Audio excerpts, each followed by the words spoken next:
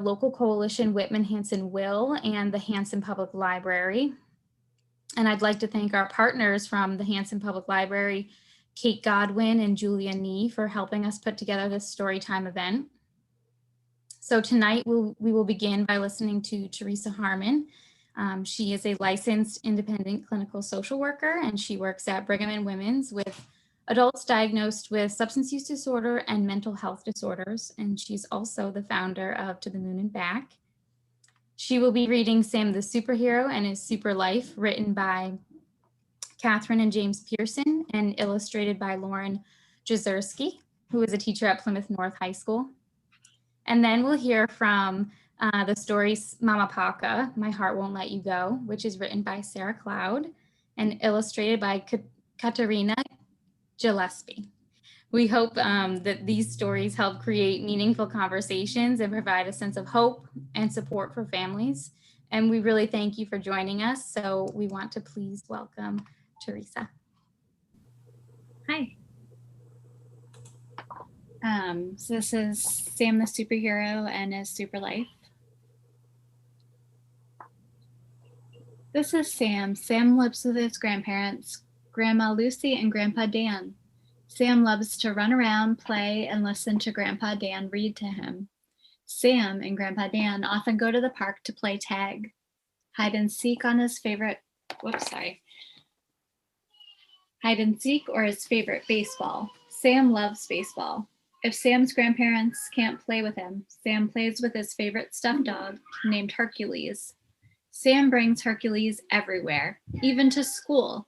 Sam and Hercules have a lot of fun together. Hercules is also there to comfort Sam whenever Sam is upset.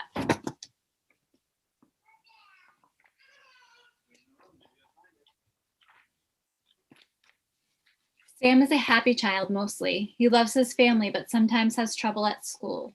There are times when Sam feels the other kids at school don't understand him. When he was little, Sam felt like he had a ton of friends. He loved playing with his classmates at recess, giving everyone hugs. They all hugged him back. Now, when Sam tries to hug his classmates, they tell him he's too rough, and they shy away. Sam does not understand why. Sam is also noticing now that he has more trouble in class than most of his classmates. When the teacher asks a question, Sam takes a little longer than the other kids to raise his hand, even when he knows the answer. When the teacher asks Sam to write on the board, he finds it difficult to hold the marker. Sam doesn't know why this happens, and it makes him feel angry and sad. In class, there can be a lot of noise and the lights can be bright. This can make Sam's stomach hurt. Loud noises especially feel painful in his stomach and his head. Sam feels like he cannot even think when this happens. There are days when distractions like these are too overwhelming for Sam, and it makes him upset. When Sam gets upset like this, the teacher, Mr. Rolfe, helps Sam to a quiet place where he can calm down. Sam is happy that he brings Hercules with him to school during times like this. When school is over, he gets to stay for aftercare while he waits for Grandpa Dan to pick him up. Sam loves aftercare because it is a time when Sam gets to run fast and play with Hercules without bothering anyone.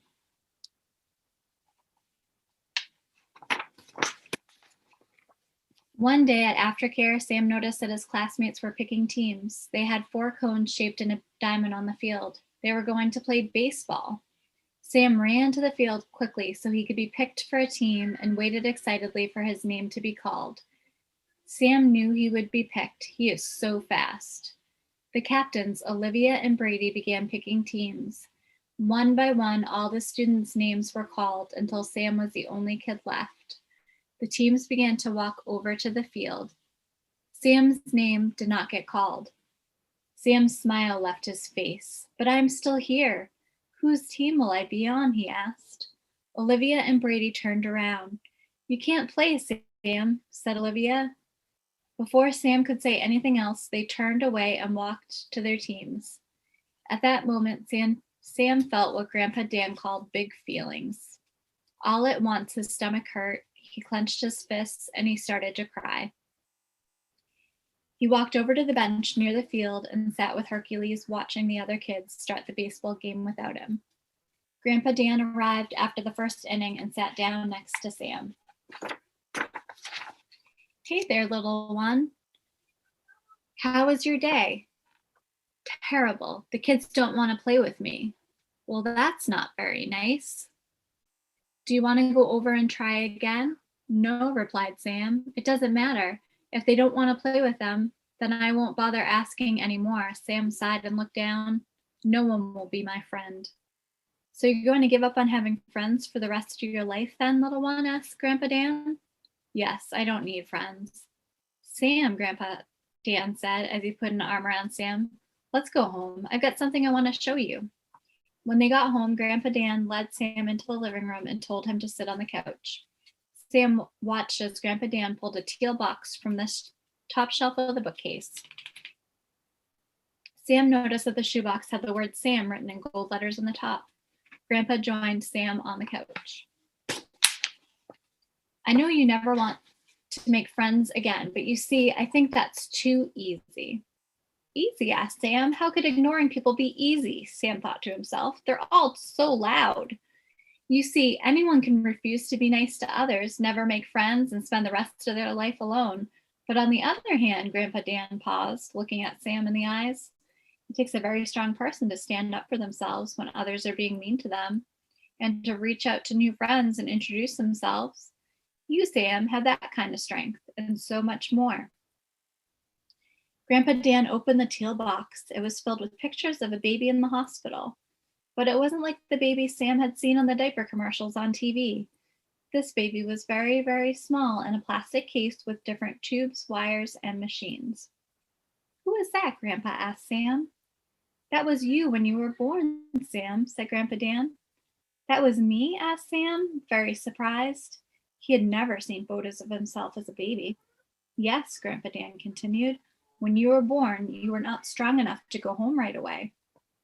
You had to spend extra time in the hospital to gain your strength first. At the hospital, doctors and nurses helped you gain your strength by giving you special food and medicine to heal." "So what happened then?" Sam asked, still very surprised. He had never heard this story before. "You were in the hospital for a long time. The nurses, doctors, and the special machines gave you what you needed. Food, medicine to heal. Every day you got better, showing everyone how strong you are. Finally, all the nurses and doctors agreed that you could come home," Grandpa Dan continued. "As a baby, you were very sensitive to light, sounds, and touch. The doctors and nurses wrapped you in tight blankets called a swaddle so that noises, light, and touch wouldn't bother you so much. You had so many great people helping you, and even different therapists work with you to help make your body stronger." Sam thought for a moment. "Lights and sounds still bother me sometimes. Is that why?" Grandpa Dan looked at Sam. "Yes, and even though they can still bother you, you have improved so much since you were a baby." "Every day, Grandma Lucy and I continue to see you grow and get stronger. We know that you have a hard time in school. It is important that you understand that the reason you have a tough time is not your fault. It is just part of what you went through as a baby and are still overcoming. It is this part of you that is not easily understood by others or even you at times, but it is what makes you a special and strong boy." Wow, I really did that? Sam could not believe he could have been strong enough to do that. "That sounds like something only heroes like Superman and Spider-Man can do." "Yes, you really did that, Sam," said Grandpa Dan. "Your grandmother and I are so proud of you, and you are like those superheroes. Remember how Spider-Man lives with his aunt and Superman lived with his adopted parents? You live with us just like them." Sam hugged Grandpa Dan. He was proud of himself for overcoming something like that and felt lucky to have his grandparents to help him get better. That night, as Grandpa Dan tucked him into bed, Sam thought about this story and the kids at school. He was scared and really did not want to go back the next day. But he was almost 7 years old now. And if Sam could be as strong as Grandpa Dan described, he could make friends with the kids in class. Sam returned to school the next day with a positive attitude. "Today, I'm going to play with the other kids." He was so excited about what he learned last night and how he and Spider-Man and Superman had loving parents, grandparents, aunts, and uncles. He even drew a picture of his stuffed dog Hercules wearing a cape. This is what Hercules really is, thought Sam. He is a superhero like me. Later at aftercare, Sam lined up with the other kids to get picked for teams for baseball. He waited for his name to get called once again, this time knowing he would still have fun even if he didn't get called. The team captains called the last name and it wasn't Sam's. Sam looked around and noticed that this time he wasn't the only kid left behind. Another student from his class, Jimmy, was standing next to Sam. Jimmy had big glasses and couldn't see very far. Sam could see that Jimmy was sad he didn't get picked, just like Sam had been the day before. Sam turned to Jimmy and asked if he wanted to play another game instead of baseball. Jimmy's face lit up as he nodded yes excitedly. The two boys walked away from the baseball field, and Sam understood that sometimes it's more fun to do something with a new friend than to try to fit in with everyone else. A little while after their talk, Grandpa Dan made Hercules a bright-tailed cape, just like in Sam's picture.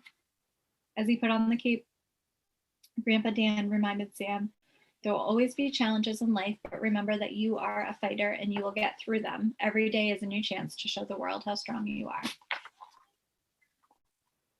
The end.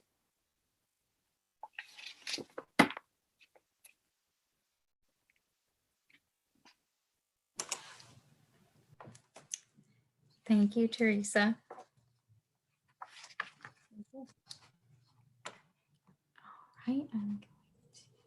All right, I was just trying to figure out how to unspotlight, and I'm not sure if I did it. I did. You are on the spotlight. Oh, I am. Hi, Yes. everyone.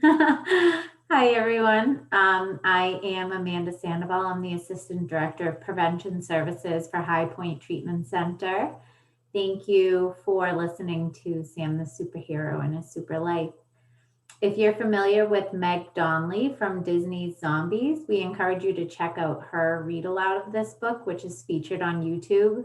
I think Gabby's going to put the link right in the chat for you if you're interested in listening to it again. And now we're going to turn it over to Sarah Cloud, who is the author of Mama Paca, My Heart Won't Let You Go. Thank you. Thank you, everyone, for joining us this evening for this story time. So I'm here this evening to share a book that I wrote called Mama Paca, My Heart Won't Let You Go. It's about a little girl who lives with her grandparents. She loves and misses her mommy so much, but is worried that she's going to forget what she was like. So to help remember and to help tell the story is Mama Paca. Mama Paca is here with me today as well. So Mama Paca is a stuffed alpaca, and she's made from the little girl's mommy's clothes. So her saddle is her shirt and the legs. And I'm going to ask Mama Paca to help me read the story to you. But before we get started, I want to share a couple of things about the book. So my good friend, Caterina Giuseppe, drew all the amazing pictures in the book. She goes by the nickname Cat. So she signs all of her artwork with this cute little kitty cat. So I want you to watch for those little books, the little cats in the book, in the illustrations tonight. And hearts are also very important in the book as well because of how much the little girl loves her mommy. So watch for hearts in the illustrations in the book. All right, let's get started. So Mama Paca, My Heart Won't Let You Go.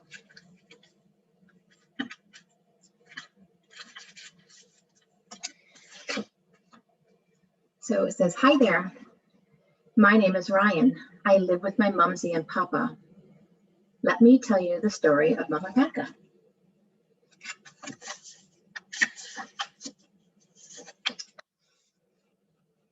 I remember the day that Mama Paca arrived. Mumsy had gone out to meet with her friend group, the one she calls her angel sisters. They laugh and cry when they're together. I don't really understand, but it makes Mumsy happier.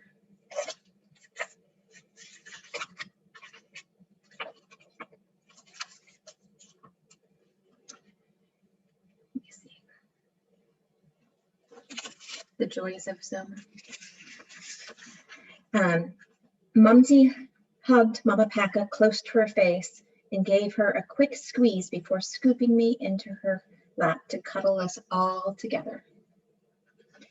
Mama Paca was warm and familiar. She was so soft and smelled just like Mommy.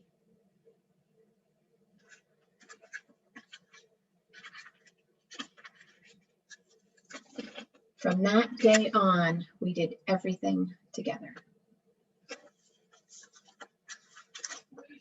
We hid under the covers when we were scared in the same room that used to be my mommy's when she was a little girl. You underneath the covers in your thunderstorm?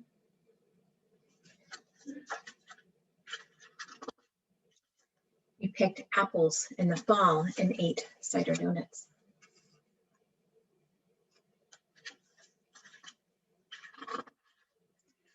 We had a tea party in the winter with Mumsy's special cookies that she used to bake with Mommy when she was a little girl.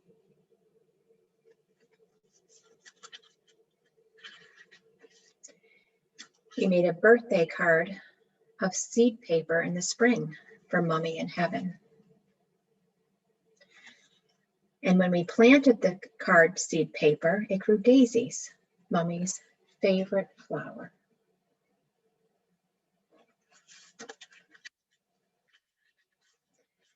Some days it's hard to remember what life was like before Mama Paca came to live with us, and this makes me sad.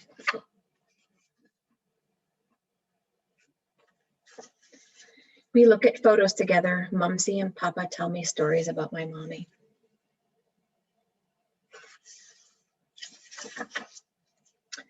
Mumsy tells me about the day I was born. She says that Mummy loved my name since she was a little girl because it means young royalty. She dressed me up in a princess dress to come home on the very first time. There she is, a little princess. Perfect. And Papa tells me about when Mommy first became sick. She was coming home late from the hospital where she worked when there was a car accident. The doctor prescribed Mommy a special type of medications to take away the pain. They helped, but when she started feeling better, she did not know how to stop taking them and how to live without this special medication. She went to treatment to help her stop taking them.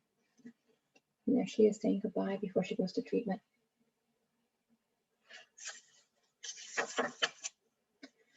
Mommy slowly lost everything that was important to her as she was trying to get better. She lost the job at the hospital. Daddy moved away, and she was sick and tired a lot of the time. Eventually, I went to live with Mumsy and Papa. They're so happy to see her. Papa tells me how Mommy kept trying to get better by going to treatment and meetings, and how badly she wanted to go back to the way things were before the accident and before that special type of medication. Is Mommy at a meeting? Mumsy tells me Mommy was happiest when she was able to come home from treatment and to spend time with me. We would make blanket forts in her old bedroom, and we would eat popcorn and read books together.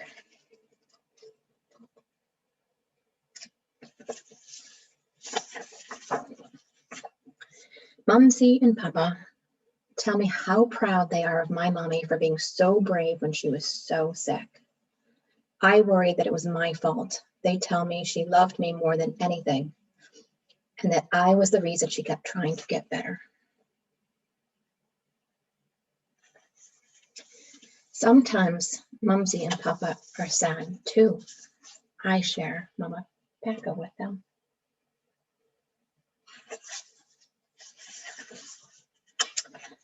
Mama Paca helps me remember and feel close to Mommy.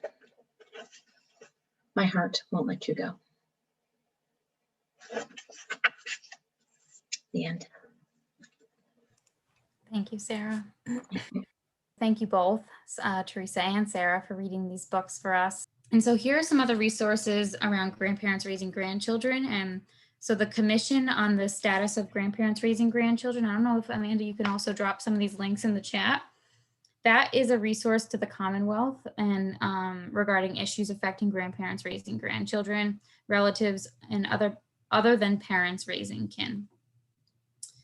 Amanda, if you wanted to quickly share an upcoming event that is specifically for grandparents raising grandchildren with our partners at the Bridgewater Council on Aging, it's open to anyone in our local area as well.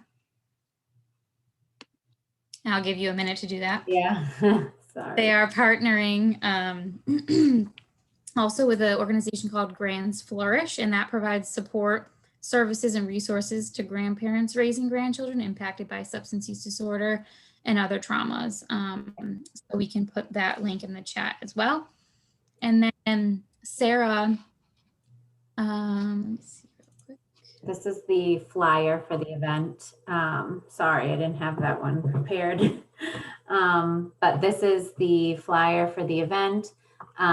It is taking place next Thursday at 10 a.m. on Zoom.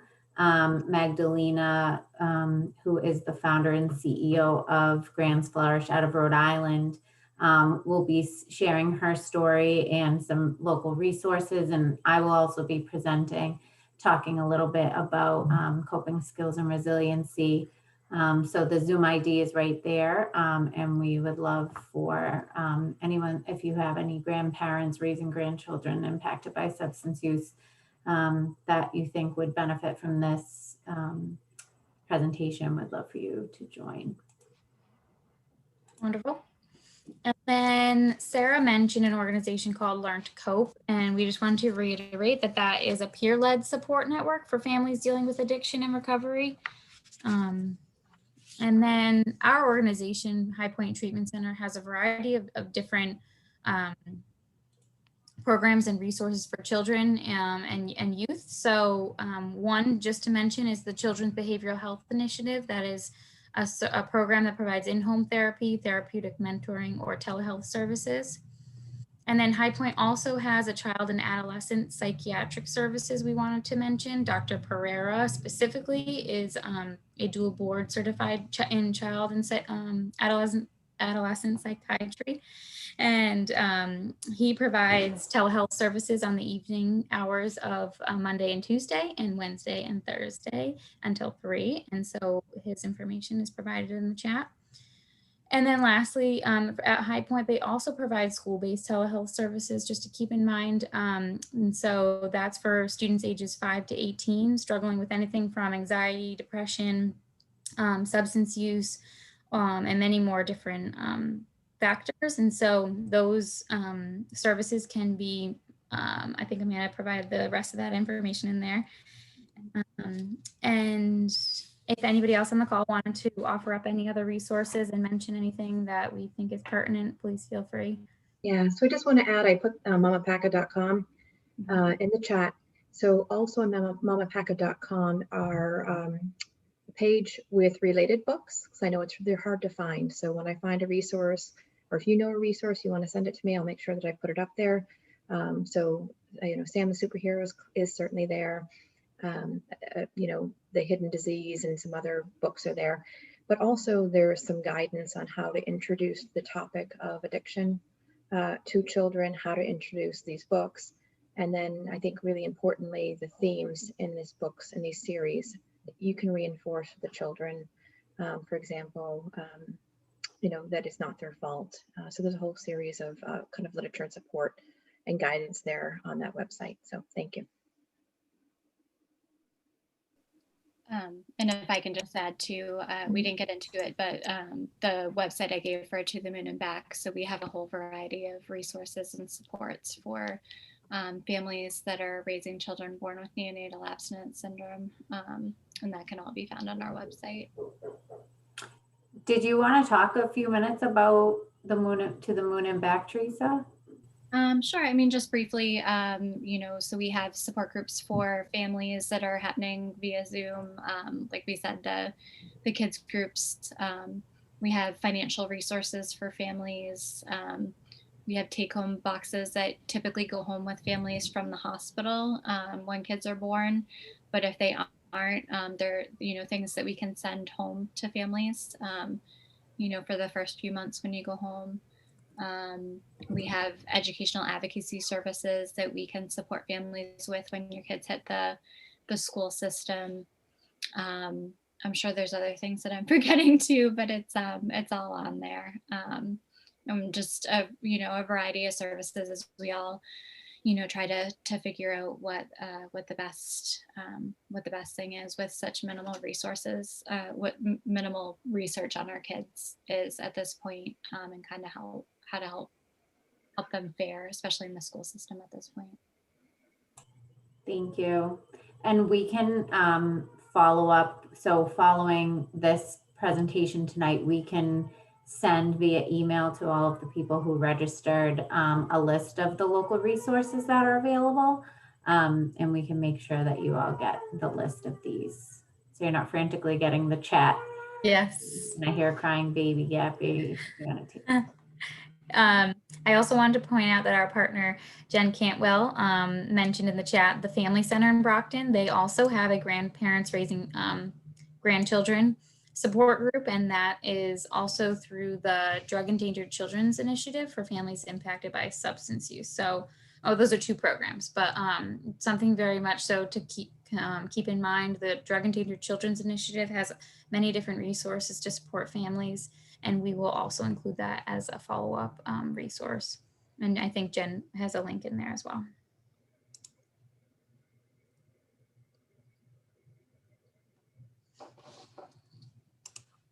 So it looks like there's no more questions that have come through,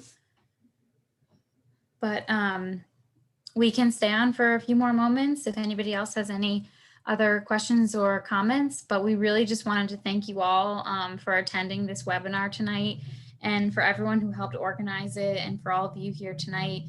If you do have any questions, you do have our emails, and please feel free to reach out to us if you want to get involved, if you want to have additional copies of the book. I hope you all received your mailings from us.